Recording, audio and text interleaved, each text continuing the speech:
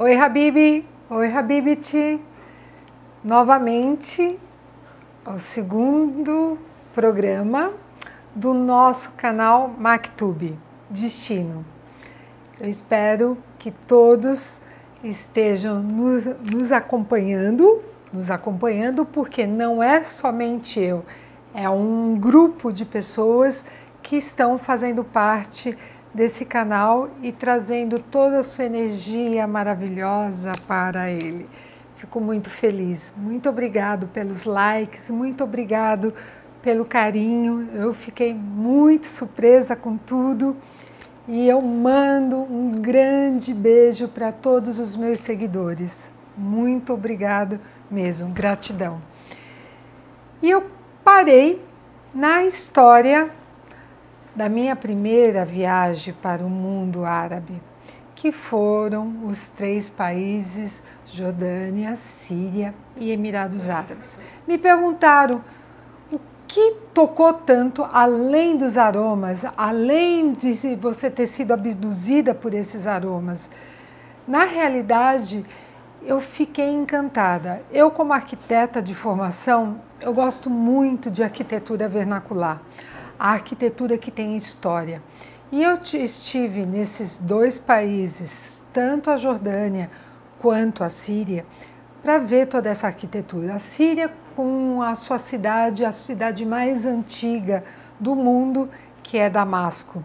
E a Jordânia com a belíssima Petra, belíssima Amã, com todas as suas histórias de grandes conquistadores romanos, onde você consegue encontrar toda essa cultura, essa beleza.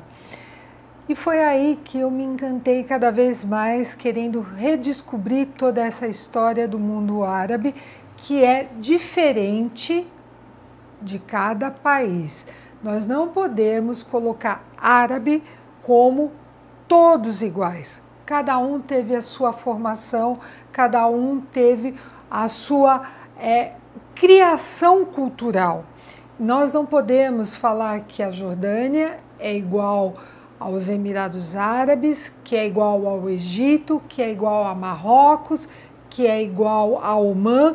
Cada um deles teve as suas influências, os seus conquistadores, os seus colonizadores. E no decorrer do nosso canal, a gente vai falar um pouquinho, vai tirar as dúvidas, vai mostrar um pouquinho da diferenciação dessa cultura. Mas, retornando ao que me encantou nessa jornada a esses países, foi toda essa cultura milenar, foi toda essa arquitetura, a comida, as roupas. Aliás, eu estou com uma baia maravilhosa, que é vinda dos Emirados Árabes, toda feita com cristalzinhos Swarovski. Essa roupa é uma roupa própria, principalmente na região do Golfo. Quando eu falo região do Golfo, são os Emirados Árabes, Arábia Saudita, Omã, Kuwait, Bahrein, que utilizam esse tipo de vestimento, as mulheres, quando elas saem para fazer os seus passeios, as suas compras, o seu entretenimento, o que elas fazem fora da sua casa, elas usam esse vestimento, que chama-se abaia. Elas usam também o chale na cabeça, que hoje eu não estou, né? Mas elas usam aquele lenço que muitas vezes elas estão todas vestidas de preto, mas em alguns países os lenços são coloridos ou essas abaias são coloridas. Mas voltando ao nosso tema da viagem de 2008, foi essa viagem através desses países com arquitetura vernacular e com a arquitetura moderna nos Emirados Árabes que me fez resgatar todo esse amor por essa cultura. E foi aí que eu comecei a trabalhar, a buscar, através das suas histórias, através da perfumaria, um conhecimento maior sobre o mundo árabe. E é essa perfumaria de origem, essa perfumaria oriental que eu trouxe para dentro da Aluard para o Brasil, na primeira loja em 2015. Essa perfumaria encantadora, que me abduziu e que me fez fazer com que cada vez mais eu me interessasse por toda essa cultura, essa beleza oriental. Vamos falar um pouquinho sobre essa viagem? Vamos falar um pouquinho sobre as primeiras experiências ao mundo árabe. Primeiro eu fiquei encantada, né? Quem não fica indo para esses países, olhando essa arquitetura, olhando aqueles homens maravilhosos, vestidos de candura, branquinho. Nossa, qualquer mulher fala, ai, é o sonho de encontrar o meu sheik, o meu príncipe. Mas na realidade, cada um deles, com o convívio, a gente vai ver que são pessoas muito similares a nós, que possuem muitas similaridades com o Ocidente, com todas as suas ansiedades, felicidades, tristezas, como a nossa. Mas esse encanto, né, em relação ao posicionamento... Ah, eu quero falar mais uma coisa que me veio aqui na cabeça.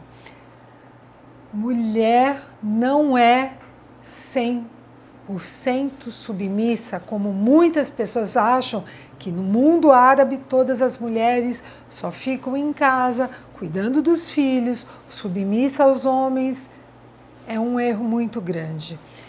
Eu estive nesses países, mulheres maravilhosas, trabalhando em todas as suas áreas, tanto culturais como econômicas, mulheres que se posicionam cada vez mais e mulheres sendo tratadas como verdadeiras rainhas pelos seus maridos.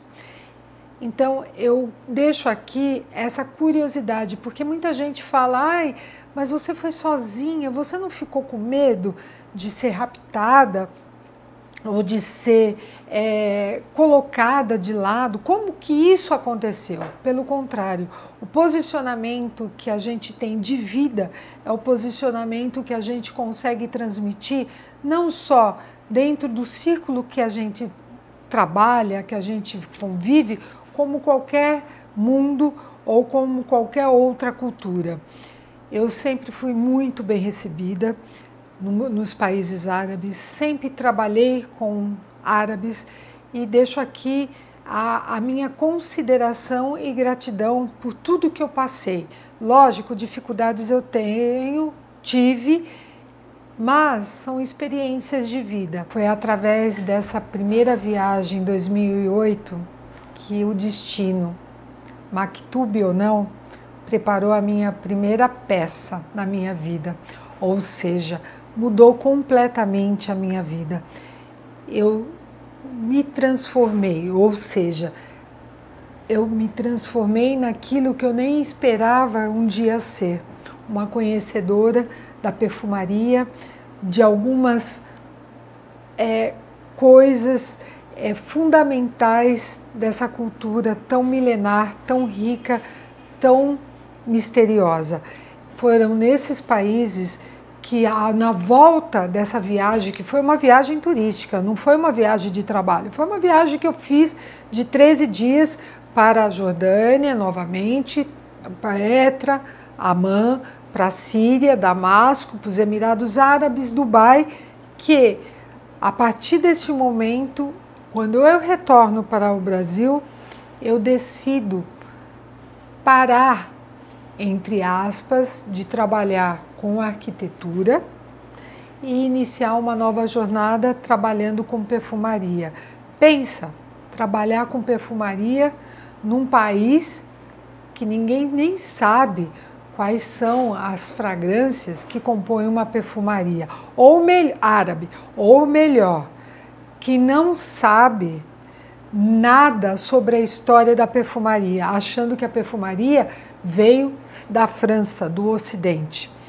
Então foi um grande desafio. Durante toda essa primeira viagem que eu fiquei, eu conto aqui nesse segundo episódio, eu redescobri que eu precisava retornar para esses países, porque como eu me encantei com esses perfumes, eu não podia ficar sem eles. E como fazer para trazê-los para o Brasil? Eu achava simplesmente que eu ia, negociaria, traria e seria tudo muito fácil. Mas a burocracia maior não foi lá, foi aqui no Brasil. Infelizmente, com todas as dificuldades que eu tive para poder trazer os meus perfumes para o Brasil. Mas hoje nós vamos ficar por aqui. Logo, logo eu conto mais sobre minhas viagens e as minhas experiências. Beijos perfumados!